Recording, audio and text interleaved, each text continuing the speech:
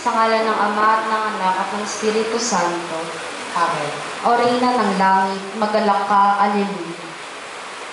Sapagkat ang minarapat mong dalhin sa iyong sinapupunan, Alleluia. Ay nabuhay na maguli na gaya ng kaniyang sinabi, Alleluia. Ipinalangin mo kami sa Diyos, Alleluia. Matuwa ka at magalak, O Birheng Maria, Alleluia. Sapagkat tunay na muling nabuhay ang Panginoon, Alleluia. Manalangin tayo. O Diyos, na sa pamamagitan ng muling pagkabuhay ng iyong anak na si Jesucristong Panginoon namin, ay minarapat mong paligayahin ang mundo. Hinihiling namin sa iyo na alang-alang sa Birheng Maria na kaniyang ina, ay makamtan namin ng kaligayahan sa buhay na walang hanggan. Sa pamamagitan din ni Kristong Panginoon namin. Amen. Luwalhati sa Ama at sa Anak at sa Espiritu Santo. Kapara noong unang-una, ngayon at magpakailanman, magpasawalang hanggan. Amen. Luwalhati sa Ama at sa Anak at sa Espiritu Santo. Kapara noong unang-una, ngayon at magpakailanman, magpasawalang hanggan. Amen. Luwalhati sa Ama at sa Anak at sa Espiritu Santo. Kapara noong unang-una, ngayon at magpakailanman, magpasawalang hanggan. Amen. Mahal na Birhen ng Lourdes, Ipanalangin mo kami. Santa Perpetua at Felicidad, Ipanalangin niyo kami. San Pedro at San Pablo, Ipanalangin niyo kami. sa ngalan ng Ama at ng Anak at ng Espiritu Santo. Amen. Our sponsors for today's Mass, Joey and Maan Cambalia and Viola family. Thanksgiving of Garcia family. Speedy recovery of Irene Martinez, CJ Gilberto and Emmanuel Jr. Navarro, Irene Garcia, Angela Barrero. For the souls of Emmanuel, Leticia and Benedicto Navarro, Captain Abelardo and Doctora Ofelia Garcia, Teresita Lobo, Manuel Aramillo, Angela Rosete, and Mark Angelo Ramos. Magandang hapon po sa inyong lahat. Ngayon ay pinagdiriwang natin ang ikalawang linggo ng Pasko ng Pagkabuhay at linggo ng Banal na Araw. Ang ating pong tagapagmisa ay Sir Reverendo Padre Jimmy Geron, OFM. Magsitayo po ang lahat.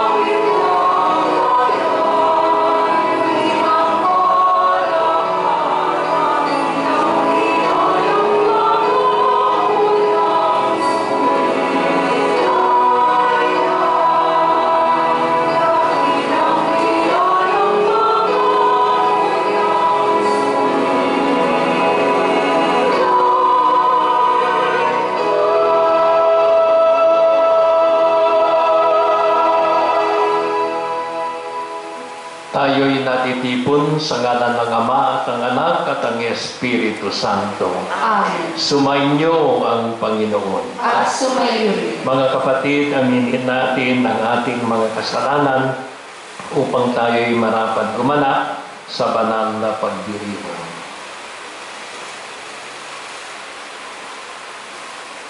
Inaamin ko sa makapangyarihang Diyos At sa inyo mga kapatid, na lubha akong nagkasala sa isip, sa salita at sa gawa at sa aking pagkukulang. Kaya isinasama ko sa mahal na Birhen Maria, sa lahat ng mga anghel at mga banal, at sa inyo mga kapatid, na ako ipanalangin ng Panginoong ating Diyos. Kaawaan tayo ng makapangyarihang Diyos, patawarin tayo sa ating mga kasalanan at patnubayan tayo sa buhay na walang hanggan. Amen. Panginoon, kaawaan mo kami. Panginoon, kaawaan mo kami. Kristo, kaawaan mo kami. Kristo, kaawaan mo kami. Panginoon, kaawaan mo kami. Panginoon, kaawaan mo kami.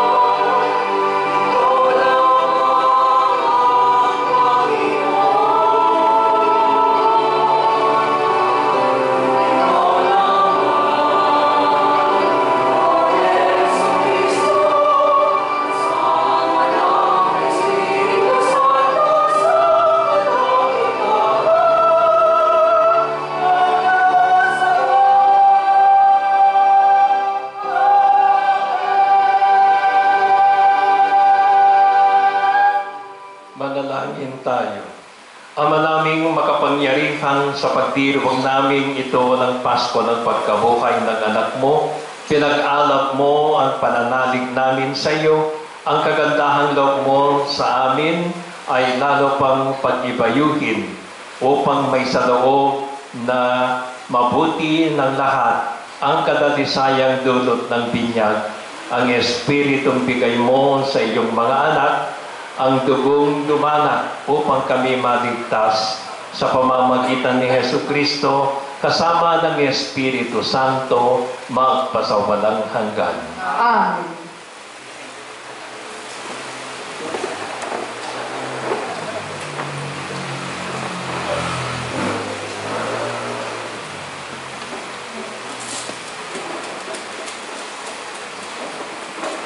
Pagbasa mula sa mga gawa ng mga apostol.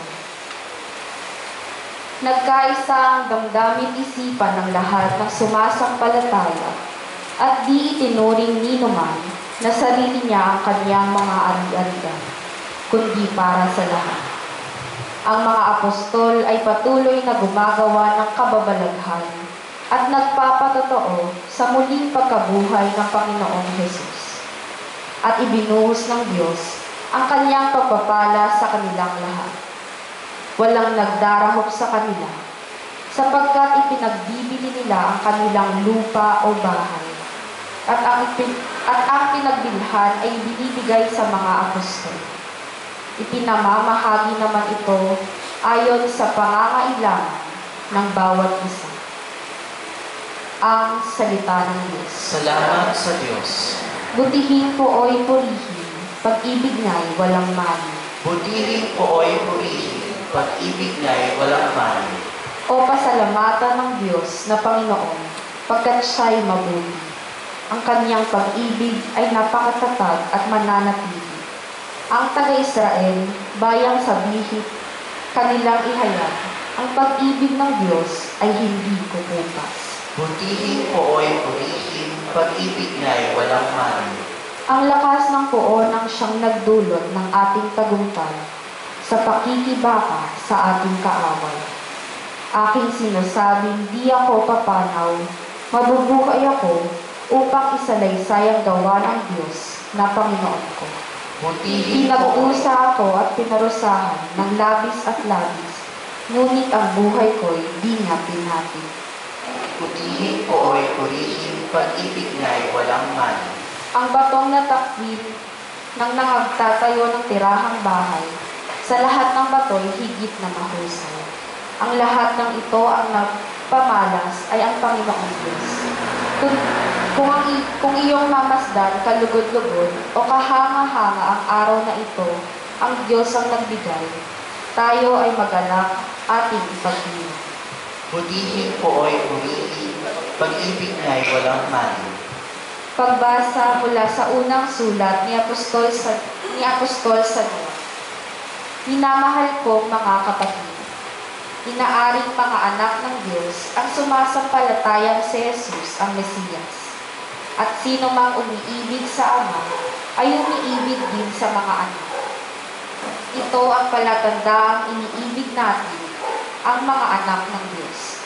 Kapag iniibig natin ang Diyos at tinutupad ang kanyang mga utos, sapagkat ang tunay na umiibig sa Diyos ay yaong tumutupad ng kanyang mga utos. At hindi naman mahirap sundin ng kanyang mga utos, sapagkat napagtatagumpayan ang bawat anak ng Diyos ang sanlibutan. At nagtatagumpay tayo sa pamamagitan ng pananampalataya. Sino ang makapagtatagumpay laban sa sanlibutan? Ang sumasampalatayang si Jesus, ang anak ng Diyos. Si Jesucristo ang naparito sa sanlibutan, bininyagan sa tubig, at nagbubo ng kanyang dugo sa kanyang kamatayan. Hindi lamang bininyagan sa tubig, kundi nagbubo pa ng kanyang dugo. Ang Espiritu ang nagpatotoo tungkol dito, sapagkat ang Espiritu ay katotohanan. Ang salita ng Diyos. Salamat sa Diyos. Tayo po'y magbigay galang sa mabuting balita.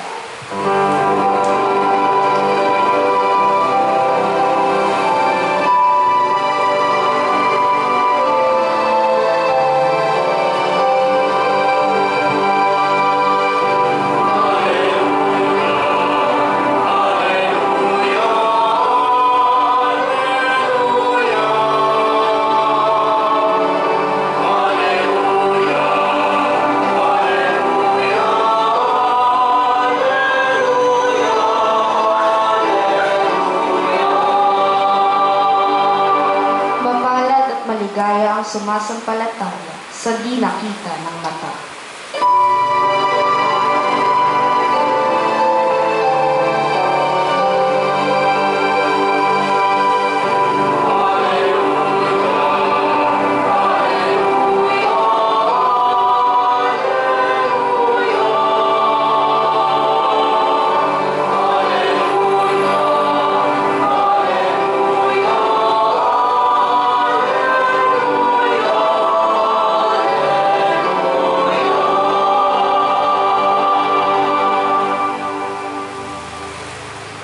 Sumainyo ang Panginoon. At sumayo rin. Pagbasa sa banal na Ebanghelyo ayon kay San Juan. Papuri sa iyo, Panginoon.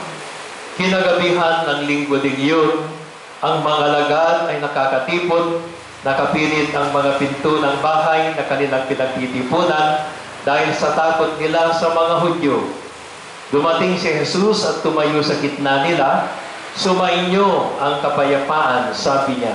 Pagkasabi nito, pinakita niya ang kanyang mga kamay at ang kanyang tagiliran. Tuwang-tuwa ang mga alagad nang makita ang Panginoon. Sinabi na naman ni Jesus, sumainyo ang kapayapaan.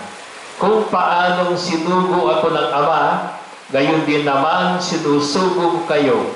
Pagkatapos sila'y hiningahan niya at sinabi, tanggapin ninyo ang Espiritu Santo. Ang patawarin ninyo sa kanilang mga kasalanan ay pinatawad na nga. Ang hindi ninyo patawarin ay hindi nga pinatawad. Ngunit si Tomas na tinaguri ang kambal, isa sa 12 ay wala noon nang dumating si Jesus. Kaya sinabi sa kanya ng mga nagad, nakita namin ang Panginoon. Sumagot si Tomas, hindi ako maniniwala hanggat di ko nakikita ang butas ng mga pako sa kanyang mga kamay at may susuot ko dito ang aking daliri at hanggat hindi ko may papasok ang aking kamay sa kanyang tagiliran. Makalipas ang 8 araw, dumating muling nakakatipon sa loob ng bahay ang mga alagad. Kasama nila si Tomas, nakapilit ang mga pinto, ngunit pumasok si Jesus at tumayo sa gitna nila. Sabi niya, sumainyo ang kapayapaan. Saka sinabi kay Tomas, tingnan mo ang aking mga kamay at ilapit dito ang iyong daliri. Ipasok mo ang iyong kamay sa aking tagiliran. Huwag ka lang mag-alinlangan, maniwala ka na. Sumagot si Tomas, Panginoon ko at Diyos ko. Sinabi sa kanya ni Jesus, naniniwala ka na ba sapagkat nakita mo ako? Mapapalad ang mga naniniwala kahit hindi nila ako nakita. Marami pang kababalaghang ginawa si Jesus na nasaksihan ng mga lagat, ngunit hindi natatala sa aklat na ito. Ang mga natala rito'y sinulat upang sumampalataya kayong si Jesus, ang Mesiyas, ang anak ng Diyos. At sa kayo'y magkaroon kayo ng buhay sa pamamagitan niya. Mga kapatid, itong mabuting balita para sa ating kaligtasan. Pinupuri ka namin, Panginoong Hesukristo. Magandang gabi sa inyong lahat. Kung mag-search tayo sa computer at hanapin natin kung ilang beses nagpakita ang ating Panginoong Hesukristo, iba-iba ang isinasagot. Pero ang tama na siguro ay maraming beses na nagpakita ang ating Panginoong Hesukristo. Sapagkat, mga kapatid, nahirapan ang mga disipulos ng ating Panginoong Hesukristo na maniwala na si Jesus ay nabuhay na magmuli. Bakit? Sapagkat ang balita ay pinagkatiwala kay Maria Magdalena, isang babae. At alam naman natin sa kultura ng mga Hudyo, ang babae ay hindi gaano pinaniniwalaan. Kaya marites lang yan, sabi nila. Okay. Pangalawa na dahilan ay siya ay makasalanan. So, pangalawang dahilan kung bakit hindi siya gaano pinapansin, pati yung kanyang mga sinasabi sa kanila ay hindi gaano pinapansin. Pangatlong dahilan ay dahil sa mga Hudyo, ang pagkabuhay na magmuli ay wala sa kanilang pag-iisip. In other words, alien to the mentality of the Jewish people. Kaya ito yung dahilan kung bakit ilang beses, maraming beses nagpakita ang ating Panginoon. Sapagkat, mga kapatid, merong pamamaraan na sabi sa English na for emphasis, the author has to employ what we call judicious repetition. Yung mga ulit-ulitin mo upang mag-epekto ang mensahe na gusto mong iparating. Sapagkat siya ay nabuhay na magmuli. Pero nahirapan ang mga Hudyo dahil nga sa kanilang cultural bias. Bias sa babae, bias sa makasalanan, sapagkat impluwensya ito ng mga Pariseo at mga eskriba na tinatawag nating self-righteous people. Yung bagang sila lamang ang banal, wala nang iba. Kaya monopolya nila ang pagpunta sa langit. Sila lamang ang makakapasok sa kaharian ng Diyos sapagkat wala silang kasalanan. Yan ang pag-iisip ng mga Pariseo at mga eskriba, pero naiimpluwensyahan din nila ang mga ibang tao, katulad na ang impluwensya nila sa kultura, kaya pati ang mga alagad nahihirapan na tanggapin yung mensahe ni Maria Magdalena. Sa makatuwid, mga kapatid, pag-umpisa ng pagpalaganap ng mabuting balita ay meron kaagad tinatawag na elemento ng hamon ng pagbabago. Ano yun? Elemento ng pagbabago na tanggapin nila na ang babae ay may papel din sa pagpapahayag ng mabuting balita, sapagkat yung ipinahayag ni Maria Magdalena ay hanggang sa ngayon ay pinapahayag natin ang misteryo ng ating pananampalataya na si Jesus nga ay namatay, pero siya ay muling nabuhay upang iiwang mensahe sa ating lahat, mensahe ng pag-asa na ang kamatayan natin dito sa mundo ay hindi wakas sa isang Kristiyano, sapagkat meron tayong inaasahan na pagibahagi sa muling pagkabuhay. Pangalawa ay ang hamon na ang makasalanan ay pwede rin maglingkod sa Diyos. Hindi lamang yung nagsasabi na wala kaming kasalanan, katulad ng mga Pariseo at mga eskriba. Yun yung mabuting balita, sapagkat kapag ikaw ay makasalanan at tinanggap mo ang pagbabago, hamon ng pagbabago, ikaw ay pwedeng maglingkod sa simbahan. Katulad din ng kanaming mga pari, hindi naman kami dating mga banal. Katulad ng mga Pariseo, kami rin ay makasalanan. Pero tinanggap namin yung hamon ng pagbabago, sapagkat yan ang hinihingi, requirement ng pagtanggap namin sa tawag namin maglingkod sa Diyos. Kaya mga kapatid, yung Jesus movement na sinasabi ay punong-puno ng paghahamon sa bawat isa sa atin, pero mensahe din ng pag-asa, sapagkat ang makasalanan ay hindi idinidiin ang kanyang kasalanan kung hindi siya ay tinatanggap na magbago upang maging tagapagpahatid ng mensahe ng kaligtasan. Magsitayo tayong lahat.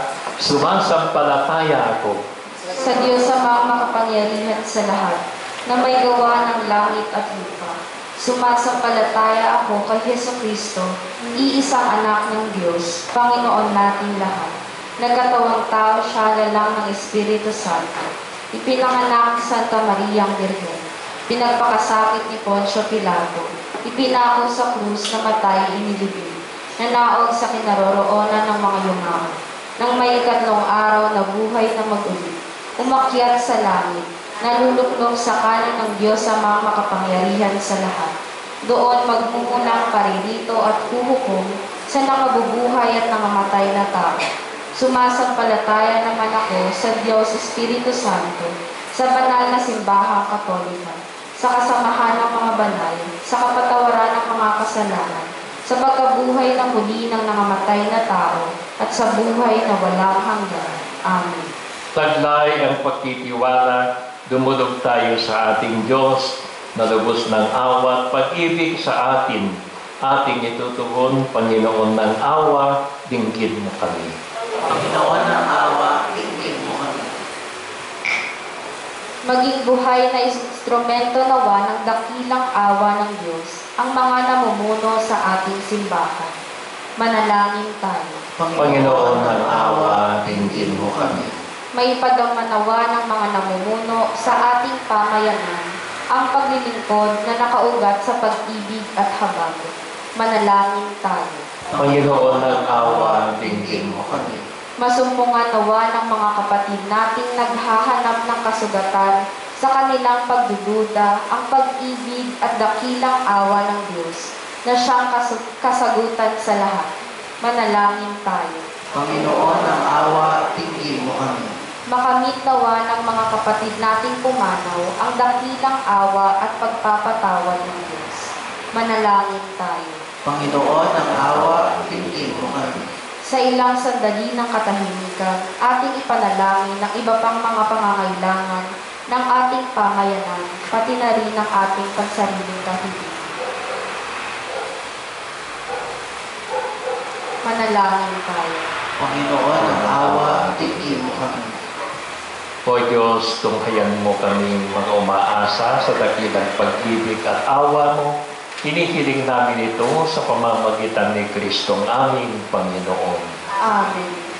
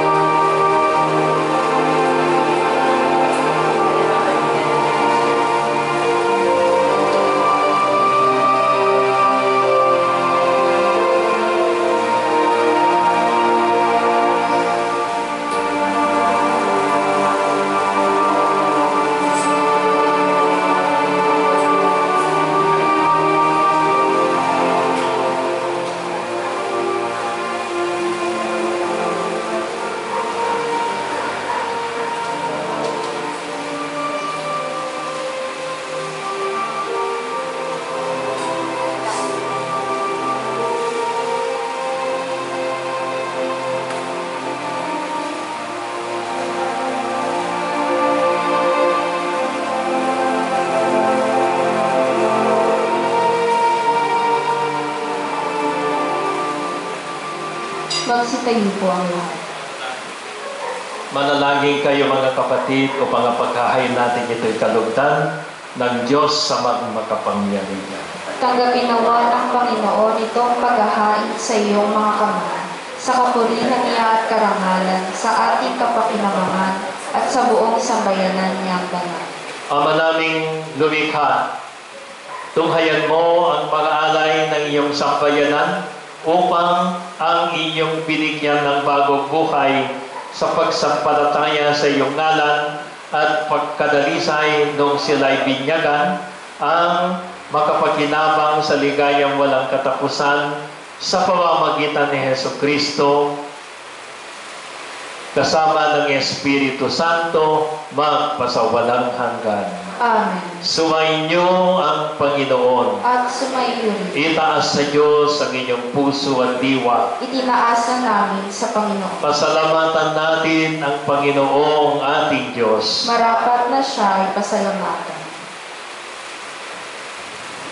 Ama naming makapangyarihan, tunay nga'y marapat na ikaw ay aming pasalamatan. Ngayong pinagdiriwang ang pagkakain ng Mesiyas, ang maamong tupa na tumubos sa aming lahat. Naghahaing walang kumpay ang anak mong minamahal upang magkasalo-salo ang tanan sa piging ng iyong buhay. Hindi na mamamatay ang inihain sa krus. Ang sa krus ipinako'y buhay lagi bilang handog. Kaya kaisa ng mga anghel na nagsisiawit ng papuri sa iyo na walang kumpay sa kalangitan, kami nagbubunyi sa iyong kadakilaan.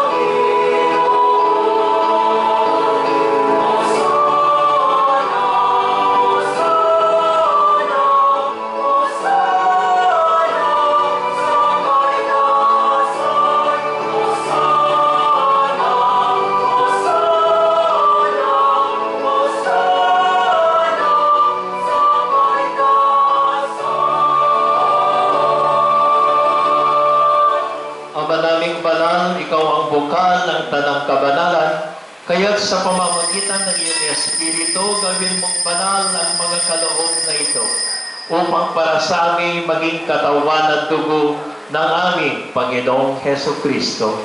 Bago niya pinagtiis ang kusang loob na maging handog, hinawakan niyang tinapay, pinasalamatan kanya, pinaghati-hati niya yun, niabot sa kanyang mga lagat at sinabi, "Tanggapin ninyong lahat ito at kanin, ito ang aking katawan na ihahandog para sa inyo."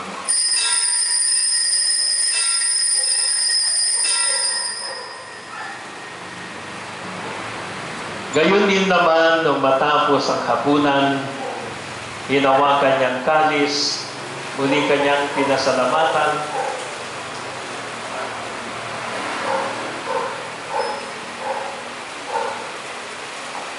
niabot niyang kalis sa kanyang mga lagat at sinabi, "Tanggapin ninyong lahat ito at inumin. Ito ang kalis ng aking dugo, ng bagong at walang hanggang tipan. Ang aking dugo na ibubuhos para sa inyo at para sa lahat sa ikapagpapatawad ng mga kasalanan. Gawin ninyo ito sa pag-alaala sa akin."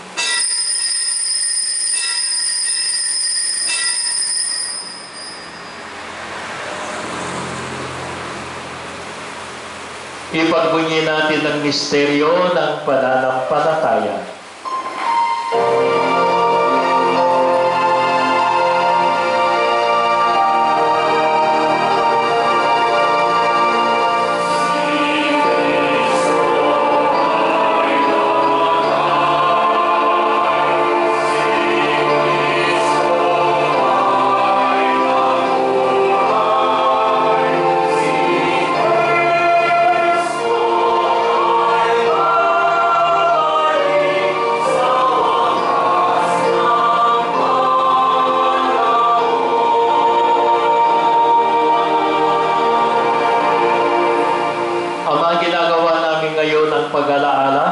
Sa pagkamatay at maling pagkabuhay ng iyong anak, kaya iniaalay namin sa iyo ang tinapay na nagbibigay buhay at ang kalis na nakakaloob ng kaligtasan.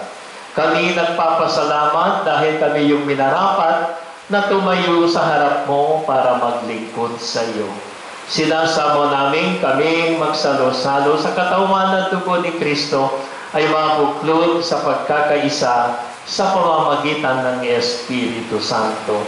Amalingapin mo ang iyong simbahang laganap sa buong daigdig. Puspusin mo kami sa pag-ibig kaisa ni Francisco na aming Papa, Honesto na aming Obispo at ng Tanang Kaparian. Alalahanin mo rin ang mga kapatid naming nahimlay na may pag-asang sila'y muling mabubuhay, gayon din ang lahat ng mga pumanaw. Kaawaan mo sila at patutuyin sa iyong kaliwanagan. Kaawaan mo at pagindapating kaming lahat na makasalo sa iyong buhay na walang wakas.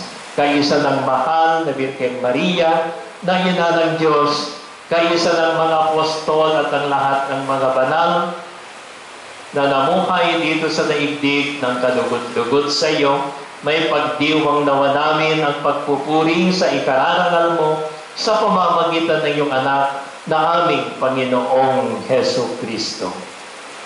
Sa pamamagitan ni Kristo, kasama niya at sa Kanya, ang lahat ng parangal at papuri ay sa iyo, Diyos samang makapangyarihan, kasama ng Espiritu Santo, magpasawalang hanggan.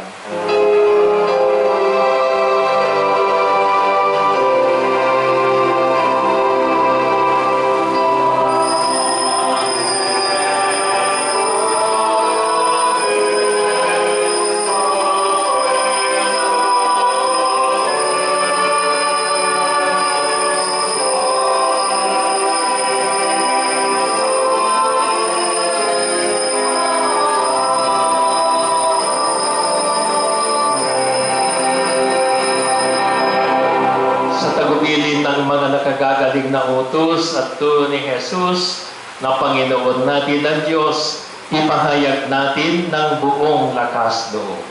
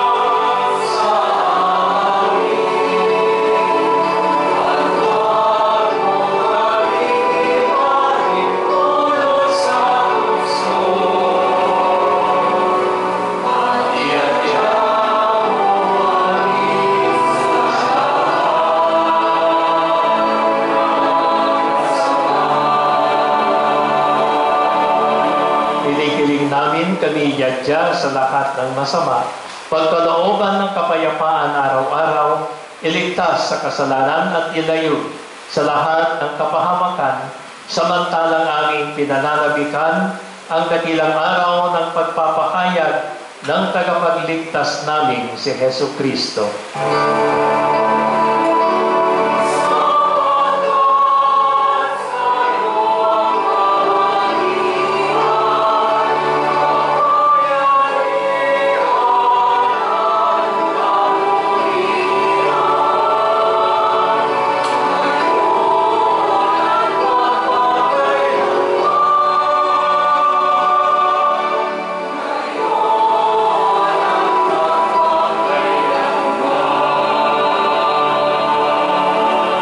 Panginoong Hesu Kristo, sinabi mo sa iyong mga apostol, kapayapaan ang iniiwan ko sa inyo, ang aking kapayapaan ang ibinibigay ko sa inyo. Tunghayan mo ang aming pananampalataya at huwag ang aming pagkakasala. Pagkalooban mo kami ng kapayapaan at pagkakaisa ayon sa iyong kalooban, kasama ng Espiritu Santo, magpasawalang hanggan. Amen. Ang kapayapaan ng Panginoon ay laging sumainyo. At sumayon. Magbigayan kayo ng kapayapaan sa isa't isa.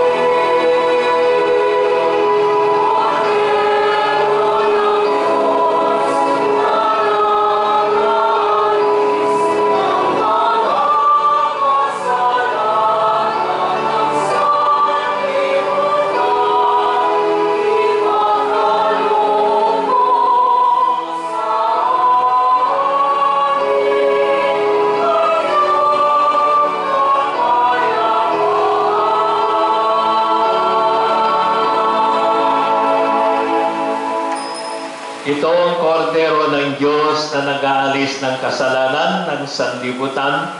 Mapalad ang manginanyayahan sa kanyang piling. Panginoon, hindi ako karapat-dapat na magpatuloy sa iyo.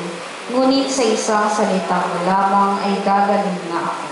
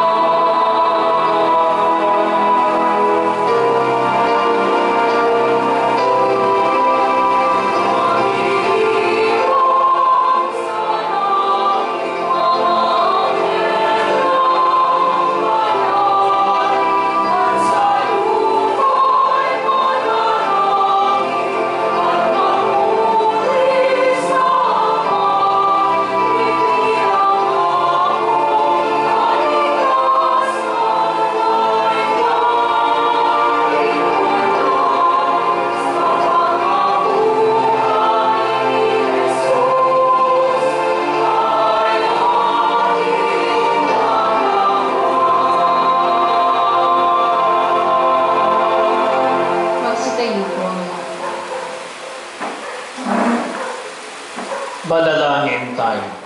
Ama naming mapagmahal, ipagkaloob mo ang aming pakikinabang sa banal na piging ng Pasko ng Pagkabuhay ay patuloy na umirang sa aming kalooban sa pamamagitan ni Jesucristo kasama ng Espiritu Santo magpasawalang hanggan.